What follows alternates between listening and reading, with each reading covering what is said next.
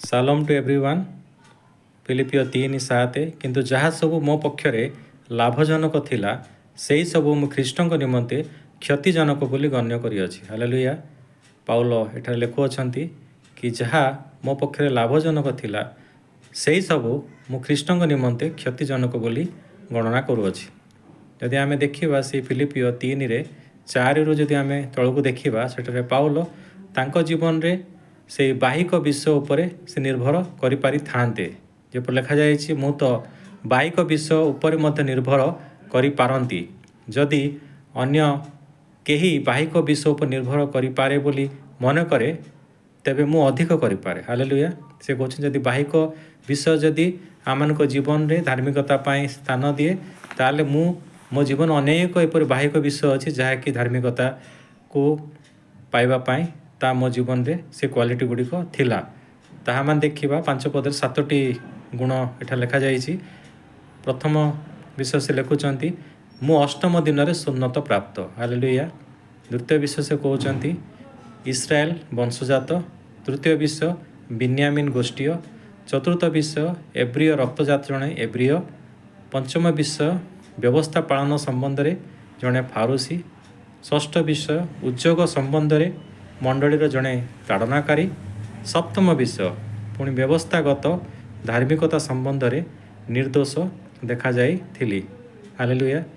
ए समस्त गुण गुड़िक तांको जीवन में थिला किंतु ए समस्त गुण गुड़िक थिबा सत्वे से आज एटा लेखुअछंती 7 रे जहाँ सबू मो पक्षरे लाभजनक थिला से सबू मु ख्रीष्टଙ୍କ निमंते क्षतिजनक बोली गण्य करुअछि। Praise the Lord.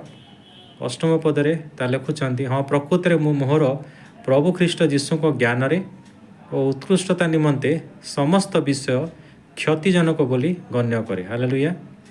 ताहांको निमंते मु समस्त विषयर क्षति सह कली पुणी सेही सबू आवर्जना स्वरूपे गण्य करे। हालेलुया। कारण से आज बोल्ड कहि परचंती कि ख्रीष्टଙ୍କ निमंते अर्थात प्रभु जीशुଙ୍କ निमंते समस्त क्षति को से आज सहाय करिअछंती। पुणी से समस्त को से लिखुअछंती कि आवर्जना स्वरूप मु गण्य करे जेपरी मु ख्रीष्टଙ୍କୁ लाभ करि पारे और ताहांकर बोली जणा जाए। Praise the Lord. ख्रीष्टଙ୍କୁ लाभ करिवार जो सीक्रेट से समस्त विषय पाउल जानिथिले आउ से कहउचंती कि मु जेपरी ईश्वरंकर बोली जणा जाए जीशुंकर बोली म जणा जाए। ए समस्त विषय से आज प्रकाश करुचंती। तापर से तांको जीवन जदि आमे देखिबा पाउलଙ୍କ जीवन रे तांको जीवन रे से आत्मविश्वास एवं गर्व तांको ख्रीष्टଙ୍କ ठारू दूर रे रखिथिला। वर्तमान से समस्त को आज तुच्छ करुचंती। कोन कोन विषय तांको जीवन से तुच्छ करुचंती तांकर जन्म को से तुच्छ करुचंती तांकर वंश को से तुच्छ करुचंती एवं धर्म संपर्कित समस्त अहंकार को से परित्याग कले। हालेलुया।